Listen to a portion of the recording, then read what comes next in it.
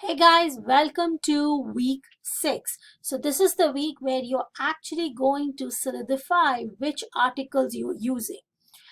You definitely can add articles and change things around later on, but here you are going to put a literature search report. So what is a literature search report? Let me first go into that. So your literature search report is, let me open up the rubric so you guys can see. It is for you to write down about 10 or more relevant articles. You are going to find 10 or more peer-reviewed relevant articles that are not older than 8 years. So that means they cannot be older than 2012. You're going to put them all in APA format. This is extremely important. If your articles are not in APA format, you lose a lot of points on the rubrics, on this one, on the draft, on the main one. So a lot of points. And then you're going to have at least for 8 articles, you are going to indicate how this article relates to your research topic. That means what information can it provide you. I do not looking for paragraphs and paragraphs to write, just a few lines that actually talks about how this article relates to your topic.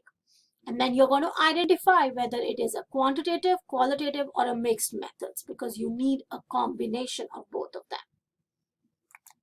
So let me go back and show you. So here is your article. You're going to put it in the APA format. You're going to give the type of the study, and then you're going to talk about how it relates to your topic. What information do you get out of it?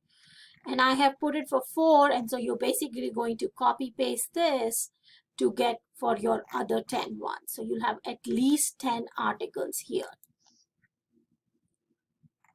Here I have some resources for you accessing the library database. You can see remote login if you want to use, how to find the which library databases, interlibrary loan. Please use this early on, but you should be able to get your articles that are not available for free sent to you. So I use that a lot. The interlibrary loan is basically I put in a request to get that, and then they just send me an email saying it is available and I can go look at it, because libraries work with each other. And here is about research guides and other library materials that you may need. I also put a link to the differences from the 6th to the 7th edition, because the 7th edition just came out last year. And then here is an online guide, the Purdue guide, which can help you with APA format. This is going to be very strictly adhered, because this is important that you have to know how to write APA citation for in-text and for references. So this is for references. And you also have your 7th edition APA manual that was a book required for this course. So if you have any questions, don't hesitate to ask. This Watch Me First will be posted right on the top over here. Best of luck, and I look forward to reading your literature search report to see what have you guys found related to your topic.